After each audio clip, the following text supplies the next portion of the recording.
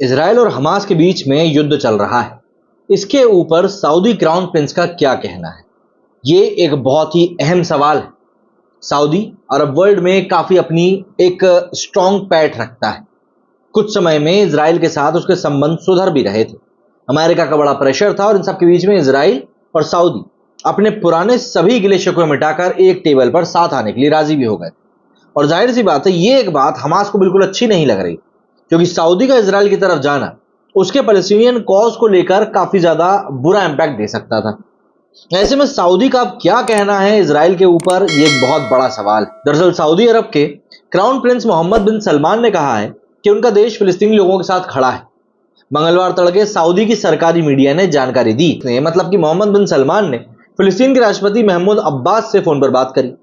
अब्बास से बातचीत में सऊदी प्रिंस ने कहा कि इजराइल पर हमास के अचानक हमले के बाद शुरू हुई लड़ाई को वे रोकने की कोशिश कर रहे हैं।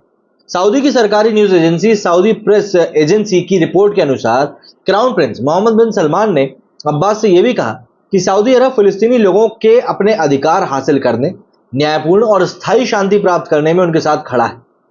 फिलिस्तीन के आतंकवादी समूह ने शनिवार तड़के अचानक इजराइल पर जमीन, हवा और समंदर से हमला शुरू कर दिया था, जिसके बाद करीब 800 से भी ज्यादा इजरायलियों की मौत हुई।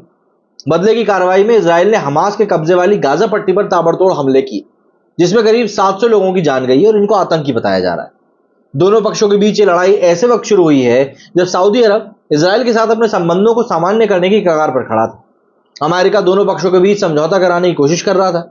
बदले में अमेरिका सऊदी को सुरक्षा की गारंटी दे रहा था और उसके नागरिक परमाणु कार्यक्रम के विकास में भी सहयोग करेगा। लेकिन विश्लेषकों का कहना है कि इजराइल हमास की लड़ाई से सऊदी इजराइल सामान्यीकरण समझौता वार्ता को बड़ा झटका लगा है। हालांकि सऊदी अरब भले ही यहूदी देश इजराइल से बात कर रहा हो, लेकिन फिलिस्तीन का मुद्दा उसके लिए अब भी बेहद अहम है।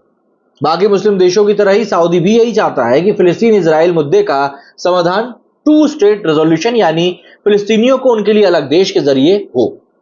सऊदी क्राउन प्रिंस मोहम्मद बिन सलमान ने भी पिछले महीने फॉक्स न्यूज के साथ बातचीत में कहा था कि फिलिस्तीन का मुद्दा सऊदी, जो इस्लाम के सबसे पवित्र स्थलों मक्का और मदीना का घर है, इनके लिए काफी ज्यादा महत्वपूर्ण है। मोहम्मद बिन सलमान ने यह भी कहा था कि हमें फिलिस्तीन का समाधान निकालने की जरूरत है, हमें फिलिस्तीनियों के जीवन को आसान बनाने की भी जरूरत है। सऊदी प्रेस एजेंसी ने यह भी कहा कि एमबीएस ने मिस्र के राष्ट्रपति अब्देल फतेह अल सीसी और जॉर्डन के राजा अब्दुल्ला द्वितीय से भी फोन पर बात करी और इजराइल हमास की लड़ाई पर चर्चा भी करी।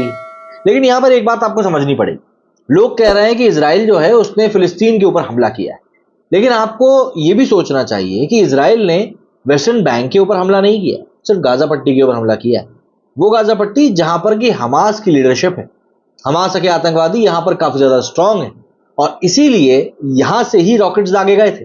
और इसीलिए इजराइल ने वेस्टर्न बैंक, जहां पर कि मोहम्मद अब्बासी की सरकार है या उनकी लीडरशिप है या उनकी अथॉरिटी है, वहां कुछ भी नहीं किया, जिनसे कि सऊदी क्राउन प्रिंस ने बात करी।